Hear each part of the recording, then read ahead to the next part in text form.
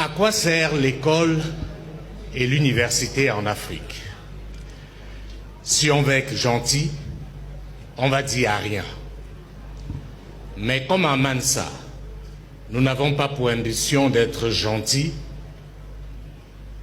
nous allons dire qu'en réalité, depuis des décennies, en Afrique, l'école et les universités sont des véritables camps d'endoctrinement, où on essaye de produire des esclaves.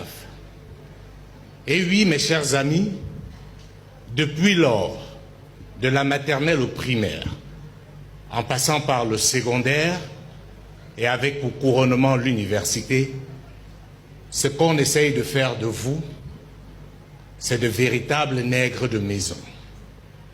Pendant que les autres ont conduit leur système éducatif dans l'optique de questionner leur environnement et de le transformer, en Afrique, on nous apprend à imiter les autres, à réciter ce que les autres font. Et c'est pour cela que dans la plupart de nos États, dans la plupart de nos universités, on estime que vous êtes brillants quand vous pouvez reproduire à la lettre ce que les autres ont produit.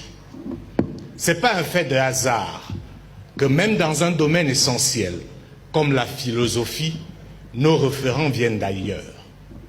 Nous sommes contents de parler de Hobbes, Emmanuel Kant, Platon, Socrate et j'en passe. La question que j'aimerais nous poser, c'est qu'est-ce que ceux-là savent de l'Afrique? Comment pouvons-nous penser notre modèle de société à l'aune des gens qui ont travaillé pour démontrer que nous ne méritions même pas d'être considérés comme des êtres humains? Il faut soi-même être ignorant ou accepter d'être esclave pour continuer à subir ce genre d'humiliation. Madame, Monsieur, vous n'êtes pas plus intelligent parce que vous savez réciter ce que les autres ont écrit.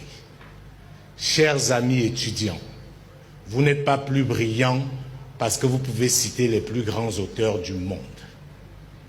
Nous sommes venus ici ce matin pour vous dire que certains de vos enseignants, à défaut de vous mentir, vous travestissent. Ils font de vous ce que vous ne devez plus accepter d'être, à savoir des esclaves. Ce n'est pas un fait du hasard si dans nos habitudes de consommation, dans notre façon de nous vêtir, dans notre façon de penser et même dans notre façon de manger, nous singeons les autres. L'un des autres éléments palpables, c'est la langue.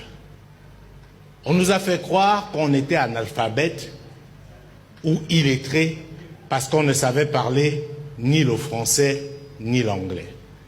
Eh bien, nous sommes venus vous dire que vous pouvez être un parfait ignorant alors que vous maîtrisez bien ces langues internationales.